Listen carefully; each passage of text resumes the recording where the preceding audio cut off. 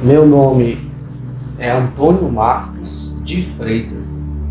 Eu nasci na cidade de Piqué de Carneiro, no estado do Ceará, no ano de 1979. Meu nome é Aline Xavier Alves e eu também nasci em Piqué de Carneiro. Sou do ano de 1983. Nós somos pais de 2 filhos, Neemias Alves de Freitas. Hoje ele está com 14 anos. E também da Adassa Alves de Freitas, e também está com 8 anos de idade hoje.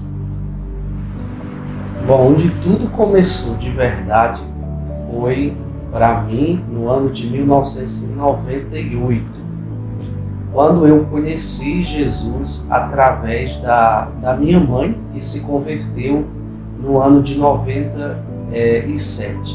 Um pastor passou lá em casa, pregou, ela se reconciliou naquele dia, 2 irmãs minhas aceitaram, e a partir dali eu fiquei sendo meio cercado por Jesus, pelo Evangelho. E em março de 98, precisamente no dia 20 de março, numa sexta-feira, eu entreguei minha vida a Jesus no distrito de Ibicoã, município de Piqué de Carneiro, no Ceará. E aí depois, né, que eu já tinha aceitado Jesus quando ele aceitou. Nós éramos jovens e com um tempo depois a gente começou a namorar, e aí minha mãe resolveu ir embora para o Iguatu, né? E depois que a gente foi morar no Iguatu, com um tempo depois também, Antônio Marcos foi, e a partir dali Deus começou, nós começamos a ingressar no ministério, trabalhando com jovens, com crianças, e nos casamos, e então fomos tomar conta da congregação do Jardim Oásis. Isso era já no ano de 2009, então foi a nossa primeira igreja, né? Nossa primeira experiência pastoral. Nós passamos 2 anos exatamente pastoreando essa igreja, uma bonita igreja na cidade de Iguatu.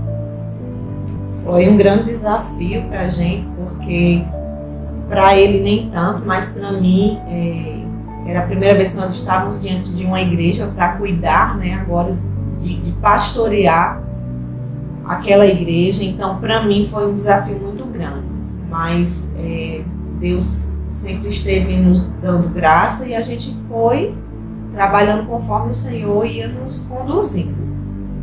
E aí depois veio o grande desafio, que foi sair de Iguatu, né, para vir pastorear São Paulo do Potengi. O convite aconteceu de uma forma inesperada. Assim, a gente não pensava, né, em sair da nossa cidade. Nós congregávamos na Assembleia de Deus, lá é chamada Assembleia de Deus Tempo Central, né, aqui no Rio Grande do Norte, e a DERN, né, que é a igreja, lá é conhecido como a Igreja Central, né, Assembleia de Deus Central. Enfim, a gente congregávamos lá, e um pastor, amigo nosso, um presbítero, veio embora aqui do Rio Grande do Norte, a convite do pastor Eliel Moreira, nosso pastor presidente atualmente, e através da vinda dele para cá, em 2011, começo do ano de 2011, ele ficou exatamente 9 meses aqui na cidade de São Paulo do Potengi. Então ele recebeu um convite para ir para Ceará Mirim e precisava de um pastor para vir lhe substituir. Foi aí quando ele nos fez o convite, a pedido do pastor Eliel, que trouxesse um outro obreiro do Ceará. Eu trabalhava numa loja e quando eu recebi o convite para vir no Rio Grande do Norte, pela primeira vez, eu vim conhecer a igreja de São Paulo do Potengi, a convite do pastor Eliel, e vim direto para cá porque o pastor Edmar morava aqui, né? até o pastor, naquela época o pastor atual, e fomos conhecer o pastor Eliel Moreira e o pastor Eliel Júnior em Natal, e assim que nós os vimos, já ficamos assim encantados com a igreja, com o trabalho, com a forma como eles conduziam, e ali eu já senti no coração um desejo de vir, embora eu estava realmente com muito medo, tudo aquilo era muito novo para a gente. E só relembrando, eu vim sozinho, né? A pastora tinha ficado no Ceará. Quando eu voltei para o Iguatu, eu voltei ainda sem acreditar que de fato dar certo, né? A gente ia vir para cá e ia dar certo, né? E com a orientação do nosso pastor, eu procurei o nosso pastor lá, pastor Zezinho, na cidade de Iguatu, pastor da Assembleia de Deus, e contei para ele, né, da possibilidade da gente vir, e ele nos abençoou. Eu pedi, né, ao pastor que nos orientasse. Pastor, se o senhor disser que a gente fique, a gente vai ficar. Se o senhor disser que a gente deve ir, a gente vai. O senhor nos deu uma palavra de direção, o senhor é nosso pastor. E ali ele, junto com a pastora, sua esposa, pastora Alice, eu lembro demais, nós estávamos num culto de ensino, culto de doutrina, e eles pegaram nas nossas mãos e nos abençoaram, disseram: vão, porque eu creio que Deus está abrindo essa porta para vocês. E a gente ficou sem entender, nós realmente vamos, será que vai dar certo? Eu me lembro que a tua mãe teve um sonho, que ela contou até pra gente. E quando a gente falou pra ela que dessa possibilidade, ela disse: não, mãe, mas é só, isso não tem nada certo. Ela disse: não, vocês vão. Aí eu fiquei assim, aí ela disse: mas por que a senhora está dizendo isso? Eu tive um sonho, aí ela contou o sonho na época e foi realmente bem interessante. Algumas coisas. Ela disse: vocês estavam num lugar e de repente vinha um ser como se fosse um anjo, e ele cobria vocês com um lençol muito grande, transportava, e recolhia vocês e transportava e colocava em cima de um monte. E ela disse que ela entendeu que ali Deus estava dizendo que a gente seria levado, né, transicionado, transportado para outro lugar. E quando ela disse aquilo, a gente ficou assim, porque até então a gente não sabia se vinha realmente. E ali foi um dos primeiros sinais, né, de que Deus estava sinalizando que nós viríamos para cá. Um outro sinal também muito marcante foi numa oração de 5 da manhã que a gente estava fazendo, a campanha de oração, ninguém sabia de nada, a igreja não sabia. E na oração uma irmã, ela começou a falar sobre Gênesis 12, né, a chamada de Abraão, e ali eu chorei muito, e Deus começou a usar a vida dela e dizer assim como eu chamei Abraão, estou também chamando você e sua casa para edificar muitas famílias. Foi muito marcante aquele também. Olha, eu acho que essa é a parte talvez mais difícil, né? A pastora, ele era muito próximo da família. Eu tinha um salão, né? Eu tinha um salão, trabalhava como cabeleireira. Eu estava no melhor momento do meu salão. Muitas ideias, muitas coisas para investir, fazendo cursos. E a gente estava cuidando da igreja, a igreja estava bem. E Antônio Marcos estava trabalhando na loja, né? Eu estava fazendo um treinamento. E a minha família, a gente sempre foi muito próximo, né? Eu, meus irmãos, minha mãe. Minha mãe é aquela mãe que ela quer os filhos todos ali ao redor. E a gente tinha muito isso. Então, para mim, no momento, não foi tão difícil a separação. Para mim, o que pesou mais, o que mais me doeu foi ter que separar Neemias da família. Para mim foi mais doloroso isso, por mim mesmo, assim, eu conseguia entender, né? Mas quando eu via Neemias, então isso para mim foi mais doloroso, porque ele era muito, muito apegado à avó, os tios, as tias, e eu tentava não focar nisso, porque eu sabia da missão que Deus tinha para nós, do que Deus estava nos chamando, e era necessário.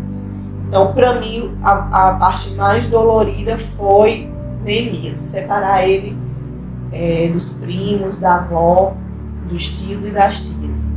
Foi mais difícil nessa questão, para mim.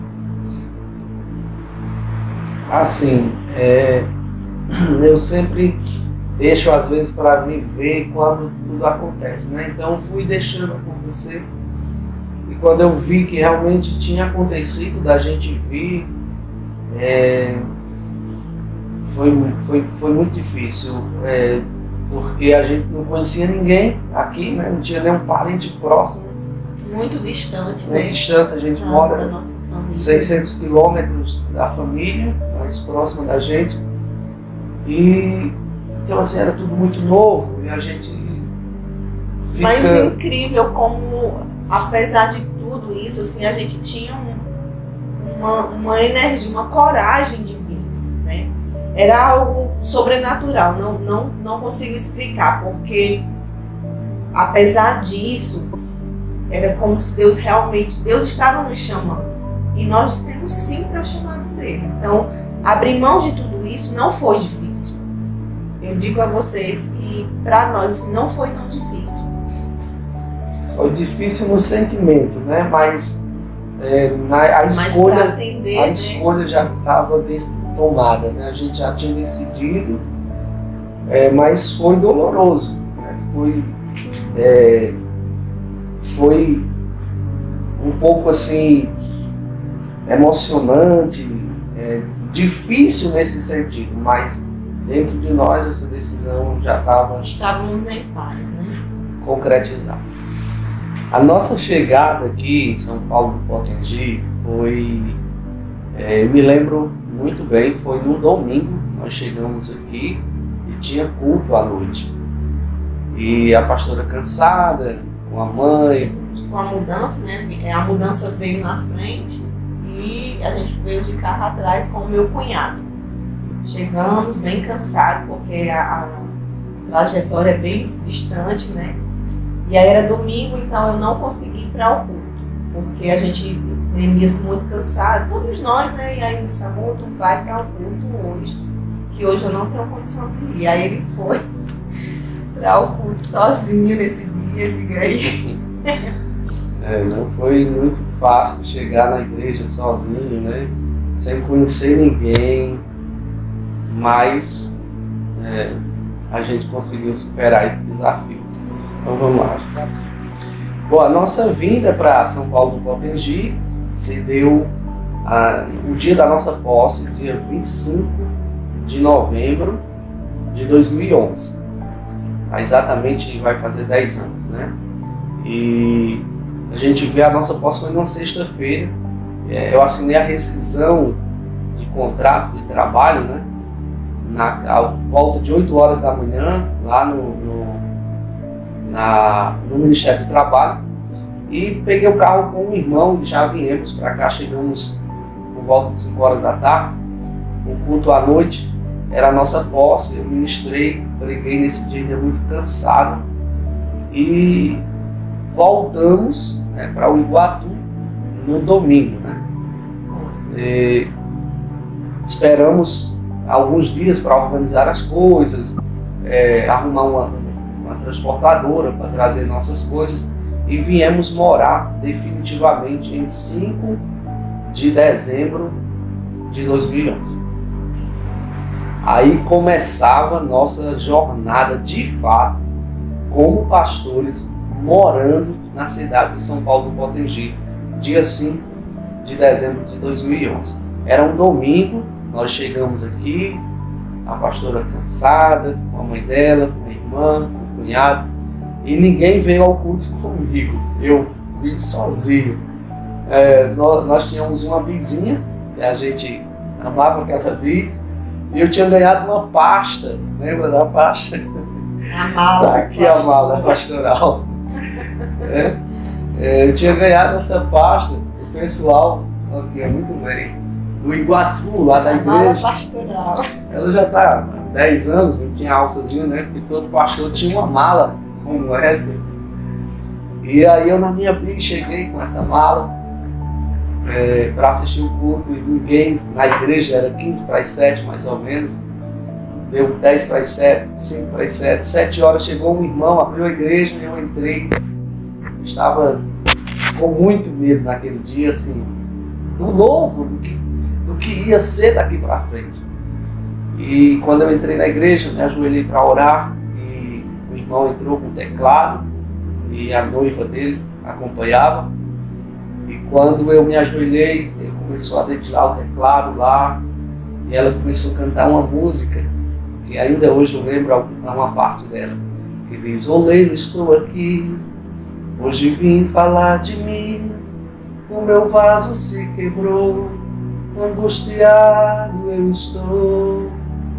E aí eu chorei demais, porque eu já entendi que Deus estava ali também consolando o meu coração, porque era tudo muito novo a partir dali, era uma nova jornada, um novo tempo, um novo lugar, uma nova cidade. Os primeiros anos aqui, os primeiros dias, né, não foi fácil. A igreja, ela tinha uma renda bem abaixo do que a gente vivia, né, lá no Ceará. E foi um tempo, nessa questão, muito difícil. Mas eu posso dizer que foi o tempo que mais eu vivi milagres, experiências assim de provisão. A gente chamava o Querite, a gente chamava o lugar da provisão, porque era incrível como pessoas chegavam e traziam alimento, traziam feira, traziam dinheiro. De vez em quando chegava alguém: pastor, eu vim trazer isso aqui para o senhor. Então assim, foi um tempo de muitos milagres nesse quesito. E muitas vezes eu me preocupava muito, porque como é que a gente ia pagar as contas, como é que a gente ia dar seguimento à nossa vida diante daquelas dificuldades. Mas eu acredito que Deus estava nos treinando, nos ensinando, até porque Deus havia falado: a partir de agora você vai viver dependendo totalmente de mim.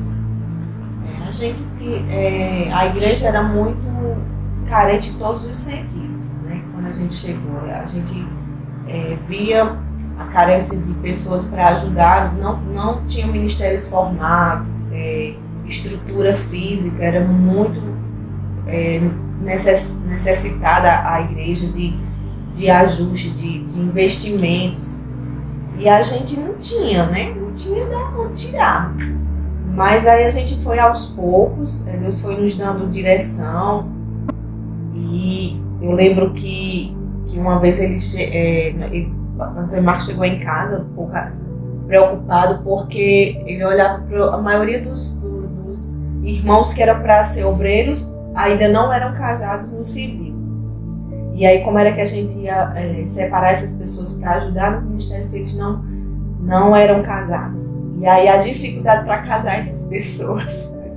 E aí eu disse: meu filho, vamos orar, né? Vamos entrar em oração, Deus vai nos mostrar a solução. E aí veio o primeiro ajuste. E foi muito, muito interessante, porque Deus ele foi preparando tudo. E aí a gente fez o primeiro casamento coletivo da igreja, não foi? Foi um bocado de irmãos que se casaram, e aí as coisas começaram a andar, e depois a gente apresentou obreiros, não foi? Nosso primeiro batismo foi muito emocionante, porque tinha muitos irmãos para se batizar, e assim a gente foi vendo a igreja crescendo, né? Deus fazendo. Pensar em desistir muitas vezes. Muitas vezes. Porque Pensar em voltar. Pensar em voltar. Pensar em voltar. A gente deixou muitos amigos lá, né? Família, uma igreja que nos acolhia, nos amava.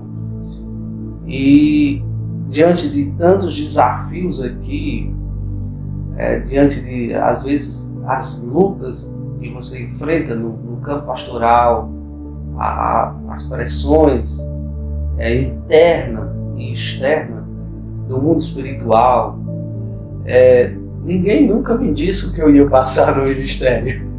Eu achava que era tudo muito encantador, então às vezes a gente romantiza, né? Romantiza demais o ministério, a chamada ministerial. Então ninguém nunca disse que, olha, vai ter pessoas que vão sair dessa igreja, vai ter pessoas que vão escandalizar, vai ter pessoas que vão pecar e você vai ter que tratar, curar. Vão ter pessoas que poderão lhe trair. Então ninguém nunca disse isso. Então quando a gente começou a lidar com isso, então teve momentos que eu pensava em desistir.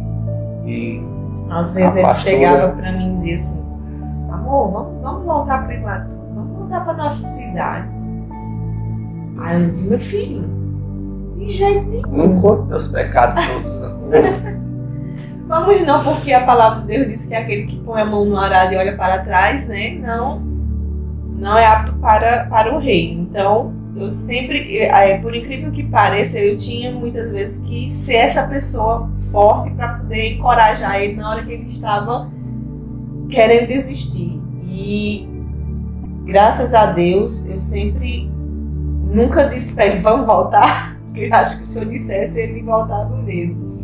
Então eu precisava ser nessa hora a pessoa com os pés no chão e dizer: não, tenha calma, que as coisas vão melhorar, vai dar tudo certo. O Senhor nos trouxe aqui. Uma coisa que nós temos certeza, convicção, é de que foi o Senhor que nos trouxe. Nós estamos aqui porque realmente o Senhor nos trouxe e essa era a vontade de Deus. Então, vamos aguentar o tranco. Vamos lá.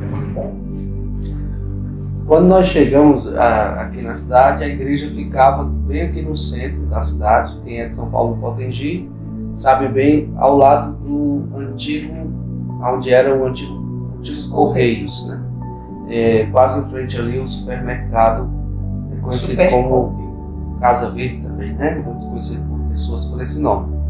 Era uma calçada alta, um prédio estreito, comprido, e muito feio o prédio. A gente sonhava, não era adequado. A gente sonhava com a igreja melhorar, né? E melhorando aos poucos. Então eu procurei o dono do prédio para a gente reformar, forrar, não era forrado, dar uma melhorada. E foi aí quando eles disseram que iam pedir o prédio. E a gente ficou muito preocupado, assim, ficou tenso, né? Porque era o nosso primeiro desafio ali para ter que mudar de prédio. E aí surgiu um prédio ali perto do Alex Supermercado, prédio de seu Zacarias. A gente procurou ele. Era um prédio não muito grande, mas na mesma proporção do outro, em termos de espaço do culto. E a gente alugou, era mais caro, né? R$200 na época, mais caro. Isso foi em 2008, perdão, em 2012. Então a gente estava em poucos meses aqui, em torno de 6 meses, quando a gente teve que mudar para o primeiro prédio. E aí veio o desafio de arrumar também, ajeitar. Fizemos uma melhoria no prédio. E aí vem aquela questão que as pessoas se apegam, né, às coisas. E alguns irmãos tinham dificuldades. Eles ficavam assim: esse pessoal está chegando agora, domingo, e já estão querendo mudar as coisas. Teve, né? Isso mesmo. Então, assim, teve essa dificuldade, porque a gente realmente estava há pouco tempo, né? E eles já faziam tempo que estavam no antigo prédio. Então, fazer eles entenderem isso, que era necessário. Então, foi todo o processo. Nós pedimos muito a Deus sabedoria para fazer essa transição de lugar, né? E olha que era um lugar perto, né? Mas aí alguns 100 metros, 150 metros. Não chegava pra gente, mas a gente percebia, né, que alguns não concordavam. Porque esse prédio foi onde a igreja começou, então passou por lá 3 pastores, então a gente estava chegando 6 meses, mudar, estava toda aquela questão. E depois isso passou, né? A gente ficou 7 anos nesse lugar, nesse prédio. E aí veio a segunda transição para o prédio onde nós estamos hoje. E aí foi um desafio muito grande. Porque aí nós já tínhamos estruturado o prédio, né? E o prédio já estava todo arrumadinho, do jeito que a gente desejava, do jeito que a gente sonhava, né? Com porta de vidro, com ar-condicionado. Só que o espaço era pequeno. E a gente estava precisando de ampliar, né? A gente tinha dificuldade com as crianças por causa do ambiente que era pequeno. E a gente tinha dificuldade de crescer por causa do tamanho do prédio. Então, nós tivemos que pensar, ou nós vamos abrir mão desse prédio para crescer, ou nós vamos ficar aqui do jeito que está. E aí foi quando veio o desafio da gente sair do prédio, largar tudo de novo, tudo que estava lá, para ir para um outro desafio. E nós estamos aí nesse prédio que estamos hoje, né? E o desafio da igreja, a construção da igreja? Meu Deus, isso aí foi... nós tínhamos um sonho, né? Temos ainda, porque não foi concretizado totalmente, embora a gente já se vê nesse lugar, que era de construir, de ter um lugar próprio. Então a gente orou muito tempo para isso. Eu lembro que em uma vigília que a gente fez, a gente fazia bastante vigília, eu me joguei lá no chão, no meio da igreja, fiquei deitado, pedindo ao Senhor um lugar, um prédio, um terreno nessa cidade. Eu dizia: Deus, eu sei que a gente talvez não está com o dinheiro para comprar, mas eu sei que o Senhor tem esse recurso. E alguém está com esse recurso e o Senhor vai usar alguém. E foi aí que uma pessoa se converte, uma família, e ouvindo a gente falar desses sonhos, né, que a gente tinha de construir, deixar um legado aqui para a nossa geração e para as futuras gerações, ele fez uma oferta, né, uma doação de um terreno no valor de quase R$40 mil, terreno 12 mil de largura por 32 de comprimento. E nós começamos a construir, a daí, e hoje talvez mais ou menos 1/3 da obra já está pronta, e eu acredito, não sei quando nem como, mas eu creio que a gente vai estar lá muito em breve, em nome de Jesus. A Dacinha nasceu aqui, né? Ela não é potiguar de nascença, mas porque eu fui ter ela no Ceará, mas ela é daqui, realmente ela nasceu aqui. Eu engravidei já depois que a gente estava aqui, e ela teve toda a sua trajetória, todo mundo a viu desde pequenininha. Neemias também, né? Neemias chegou, tinha uns 5 anos, né? Por aí. Então ele também já vivenciou todos esses anos ali na igreja, na convivência dos irmãos, corria dentro da igreja, em cima das cadeiras, embaixo de cadeira. Neemias não parece, mas quando ele era criança, ele era bem ativo, bem ativo. Neemias chegou aqui com 5 anos de idade, acho que ele nem tinha 5 anos direito. Eu acho que não. Muito pequenininho ainda, né? Bem agitado, nem parece, né? Hoje ele é muito calmo, muito tranquilo. Mas ele, às vezes, ele reclama de Adassa, ele diz: olha, tu não reclama não, porque tu era bem impossível. Assim. E a Adassa, ali ficou grávida, acho que em 2012, a gente estava com mais ou menos 1 ano aqui, e a Adassa nasceu em 2013, né? Hoje ela está com 8 anos, né? Isso. E a Adassa já é mais, sempre foi mais comunicativa, mais falante, né? Tem um gênio muito forte também. E nossos filhos são uma bênção, né? O Neemias hoje, ele ajuda a gente na igreja, no ministério de louvor, ele toca, é tecladista.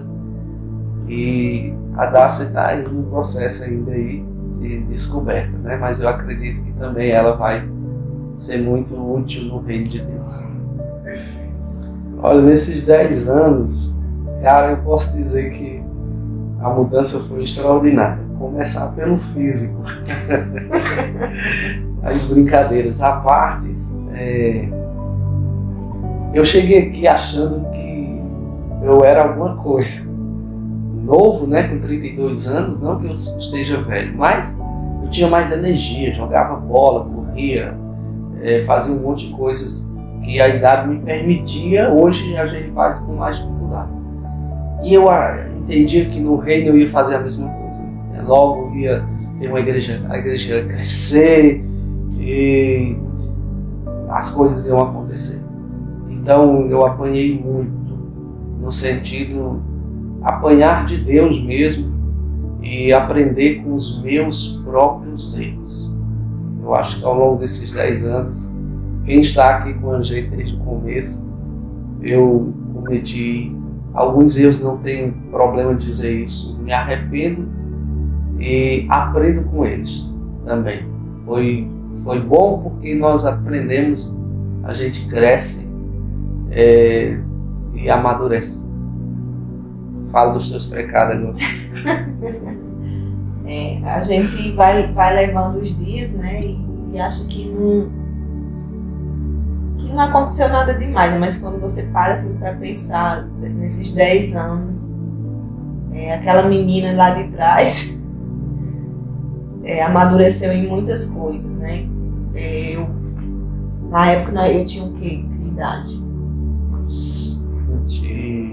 27 anos. 7 anos, né? E eu vivenciei nesses 10 anos muitas coisas em Deus.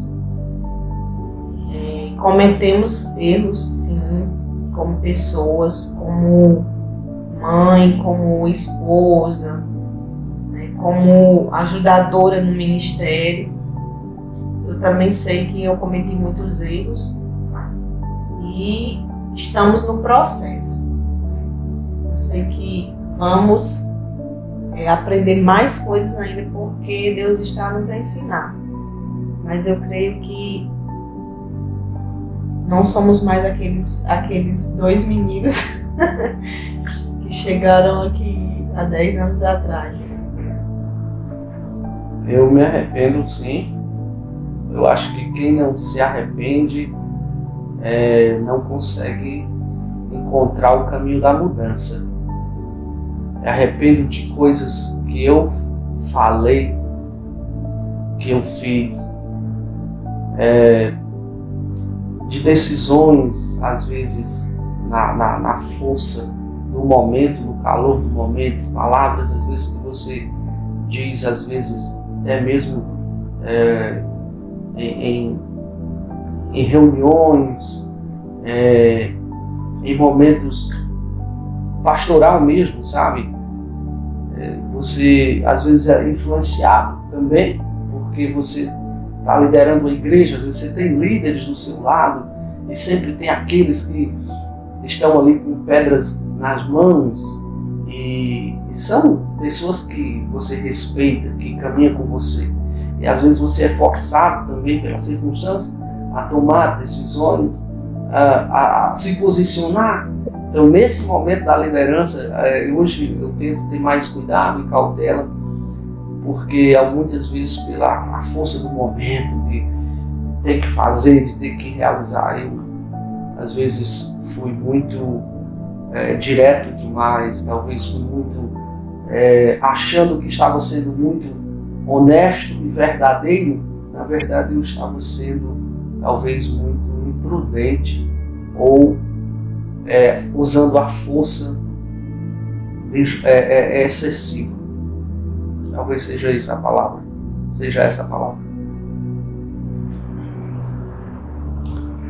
Bom, quando nós chegamos aqui, nós tínhamos uma bis, né?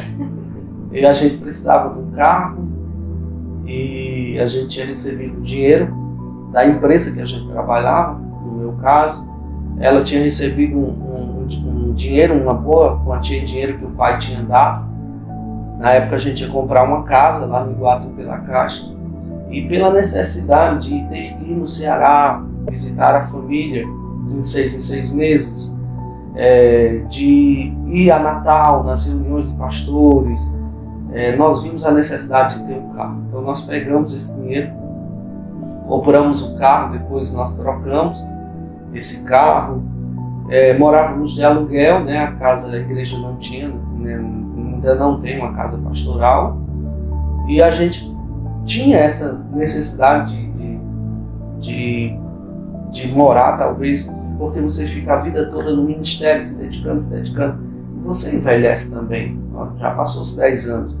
Então surgiu uma oportunidade da gente comprar uma casa em 2017, e a gente viu naquilo a mão de Deus. A gente não tinha lembrando assim, que antes da gente vir embora para cá, nós estávamos nos organizando para comprar a nossa casa no Ceará. E a nossa casa sempre foi um sonho meu, né, de conseguir comprar a nossa casa. E eu lembro que pouco tempo antes da gente vir para aqui, eu estava em uma oração na igreja lá que a gente dirigia, e eu estava apresentando ao Senhor em oração a casa, né? A gente já estava com dinheiro para dar entrada, que meu pai tinha mandado para a gente, e aí eu estava ali apresentando ao Senhor, e de repente naquela oração uma irmã chega para mim e diz, ela profetiza, ela diz, aquilo que tu tens me pedido, eu vou te dar. Porém, tu não vais ficar lá, porque o que eu tenho para o teu e para ti não é aqui. E naquele momento, eu mudei a minha oração. Eu disse assim, Senhor, o Senhor sabe que o meu sonho, eu tenho um sonho de ter a minha casa. Mas eu não quero que o Senhor me dê apenas porque eu quero. Eu quero que o meu sonho também seja o sonho do Senhor. Então, Senhor, se é para a gente ter essa casa, e de repente a gente ter que deixar ela lá e sair, então eu espero o tempo que for do Senhor. E aí quando a gente veio para cá, né, que passou o tempo e surgiu a possibilidade da gente comprar a nossa casa que nós moramos hoje, nós não tínhamos um tostão furado, como diz os antigos, né? Nós não tínhamos nem um centavo. E quando a gente foi olhar a casa, que através de um irmão, que eu olhei para a casa e disse, Senhor, eu quero essa casa. E aí, Antônio Marcos disse, não tem condição, meu irmão, a gente não tem o dinheiro da entrada, era um valor muito alto e a gente não tinha realmente. E eu, de alguma forma, eu tive fé naquele momento, e eu orei assim ao Senhor, e disse, Senhor, se o Senhor quiser nos dar essa casa, o Senhor pode.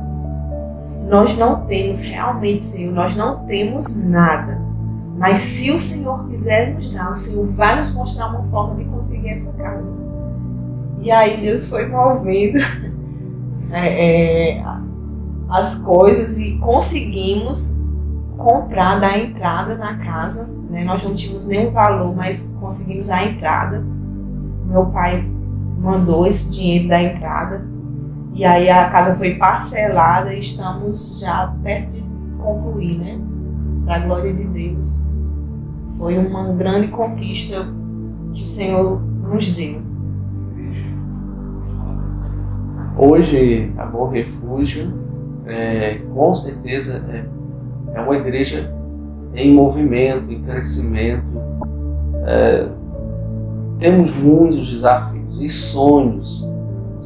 Nós sonhamos, sempre sonhei, uma igreja atuante na comunidade, na sociedade, uma igreja influente, transformadora, uma igreja que trabalha também dentro da justiça social, com projetos sociais. Eu creio que Deus vai nos dar isso. Eu sei que Deus tem feito muita coisa que a gente sonhava e de repente eu vejo essas coisas gradativamente acontecendo.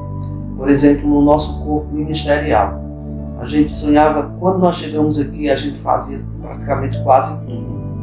Hoje, muitas coisas são feitas sem nós, sem a nossa presença. Os ministérios, Ministério de Homens, Ministério de Mulheres, Ministério de Crianças, Ministério de Adolescentes, de Jovens, Ministério de Casais, da família, eles funcionam, né? As células, né? Os grupos de células funcionam sem a gente. Então isso para nós é muito gratificante. Nós ficamos 2 finais de semana esse mês fora, aliás, mês passado, consecutivos, e os trabalhos aconteceram normalmente. A gente viaja no Ceará, faz quase 2 anos que a gente não vai, mas quando a gente vai fica 15 dias, 18 dias, e as coisas hoje acontecem. Então a gente glorifica a Deus porque hoje Deus tem nos dado pessoas maduras, pessoas eficientes. Isso são parte de coisas que Deus concretizou. Agora tem muitas coisas ainda para a gente, muitos desafios. O novo templo, essa construção, é um grande desafio para nós e para a igreja. Eu não quero que seja algo que nós façamos sozinhos. E não tem sido. Nós não temos estado sozinhos, né? Mas nós queremos que todo mundo se sinta parte e participando. E o projetos sociais é uma coisa que a gente ora, sonha, idealiza, e eu creio que Deus vai nos dar ideias e pessoas para fazer isso. Falar um pouco dos nossos pastores, pastor presidente, pastor Eliel Moreira, pastora Célia, pastor Eliel Júnior, sua família, pastora Karina, né? Assim, desde que nós chegamos aqui, nós já passamos a amá-los, né? O pastor Eliel Moreira é muito fácil de amá-lo pelo jeito, pela pessoa, pelo caráter, pela índole dele. E eu perdi meu pai em 2009 e eu sempre, não aqui dizendo que meu pai não foi um bom pai, claro que foi, mas meu pai era um pai mais distante, mais durão, né? Não era um pai carinhoso. E eu sempre imaginava um pai naquele perfil do pastor Eliel. Então, assim, eu sempre o respeitei como um pai, mais do que um pastor, uma autoridade sobre a nossa vida. E eu me lembro que no aniversário dele, há uns 3 anos atrás, a gente tinha levado um presente da igreja para ele. Eu chorei muito naquele aniversário, vendo a história, a trajetória dele, da pastora Célia, da família. E eu fiz um pedido a Deus, eu fiz uma oração naquele momento, que o Senhor me concedesse a graça de viver o restante dos meus dias, dos meus anos, e o restante dos anos que ele tem de vida, para que eu o servisse, de alguma forma, sendo leal a ele e aquilo que ele é, como pessoa. Nos deixa assim uma grande lição e um grande legado. Desde que nós chegamos aqui, ele sempre está presente, né?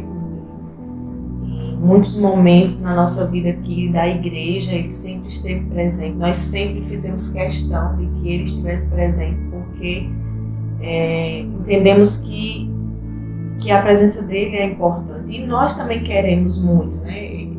Desejamos sempre estar por perto, que ele esteja por perto. E é um carinho muito grande que nós temos sobre ele, a família dele, pastor Eliel Júnior, pastora Karina. Então, tem sido muito bom. Sempre que nós nos encontramos com ele, sentamos à mesa, aprendemos muito, muito com a vida deles. E eu sou muito grata a Deus pelos nossos pastores. Pastor Eliel Júnior, além de ser nosso pastor também, é como um irmão, ou mais que um irmão. Eu não sei, nós temos uma idade não muito distante, então assim, tratá-lo como um pai, eu ainda sinto uma certa dificuldade nesse sentido, né? Mas como um amigo, como um irmão, mais do que isso, é uma mistura de tudo. A pessoa que ele é, a alegria que ele transmite, sempre nos honrou, sempre nos respeitou. Eu me lembro de um encontro que nós estávamos em um culto, eu não me lembro aonde, se era em Ceará-Mirim, eu sei que uma vez ele me deu um abraço chorando, e eu estava chorando ali também, e ele disse, assim como Jonatas e Davi, aquele amor e aquela amizade que havia entre eles, assim também seja entre nós. Não falando de personagens bíblicos, mas falando da aliança que tinha entre eles. Eu entendo que hoje nós temos uma aliança de amor. Eu respeito e honro muito a vida dele também. Quem é o pastor Antônio Marcos? Olha, falar da gente mesmo não é fácil, né? Mas tem uma palavra que nos últimos anos ela é muito forte no meu coração. Compaixão. Eu encontrei um pastor e orando, ele me abraçou e disse, hoje eu imparto contigo. Para quem não sabe, a palavra impartir é diferente de repartir, é como transmitir. Parece meio complicado de entender, mas ele disse, eu imparto contigo o meu coração. E a palavra que ele liberou foi misericórdia. Você será um homem de misericórdia. E desde então, parece até estranho, mas assim, eu percebo que eu tenho me tornado mais misericordioso. Misericordioso com as pessoas, misericordioso, mais paciente, mais cheio de compaixão. Talvez seria assim mais ou menos que eu me defino. Olha, como pessoa, como pai, como homem, aprendendo em evolução. Quem é a Aline hoje? A gente fica pensando, né? Quem sou eu? Quem é a Aline? Eu me lembro que num encontro que nós estivemos com uns amigos pastores da gente, em um momento profético, a pastora Cacá, colocou a mão no meu peito e disse força, e colocou a mão no peito dele e disse graça, força e graça.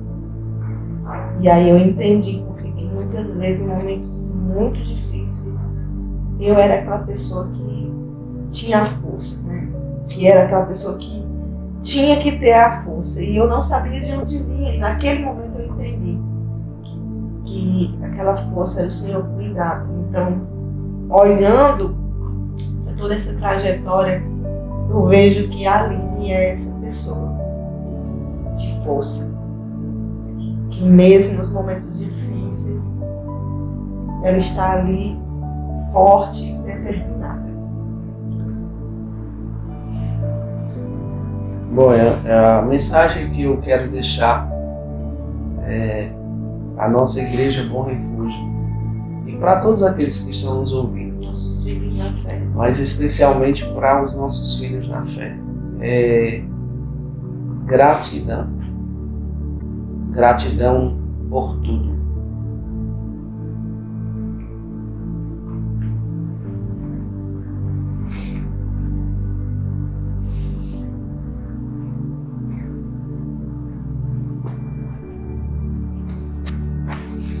Eu não sei falar chorando, mas assim,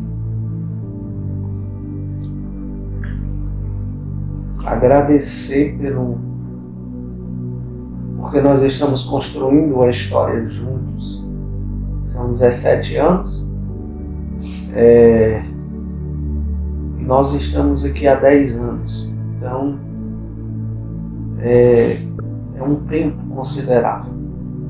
Nós estamos construindo algo, mas tem muita coisa para construir. Acredite naquilo que Deus falou, eu acredito, mas sozinho a gente não consegue ir muito longe. Às vezes a gente vai mais rápido, vai juntos, a gente vai mais distante. Então, vamos estar juntos, vamos dar as mãos, não desista, se reative, se reanime, se levante. Eu conto com você, você é importante e nós não queremos deixar ninguém para trás. Deus espera por nós e nós vamos chegar no nosso lugar de destino. Nós queremos, somos muito gratos a Deus, né, por aqueles que estão desde que nós chegamos, que estão perseverando conosco desde então, os que chegaram depois, que mesmo chegando depois fazem parte da história da mesma forma, né, estão nos ajudando a edificar a noiva, a adornar a noiva. E eu olho e vejo, e eu só tenho gratidão a Deus pela vida de cada um, por ver cada um se desenvolvendo, cada filho espiritual se desenvolvendo no ministério, no reino, dando frutos. Isso para nós vale mais do que riquezas. Essa é a nossa maior riqueza, porque mostra que o nosso serviço não tem sido em vão. Então eu sou grato a Deus por esta igreja, por tudo que o Senhor nos tem dado, e tudo que nós desejamos, e tudo que eu quero, tudo que eu mais sonho é ver cada filho desenvolver, frutificar e ser bênção na igreja e aonde eles estiverem. Esse é o nosso maior sonho. Esse é o que eu mais desejo e o que eu quero. Vamos lá. 17 anos de história da Assembleia de Deus Bom Refúgio em São Paulo do Potengi. Nós temos orgulho de fazer parte desta família.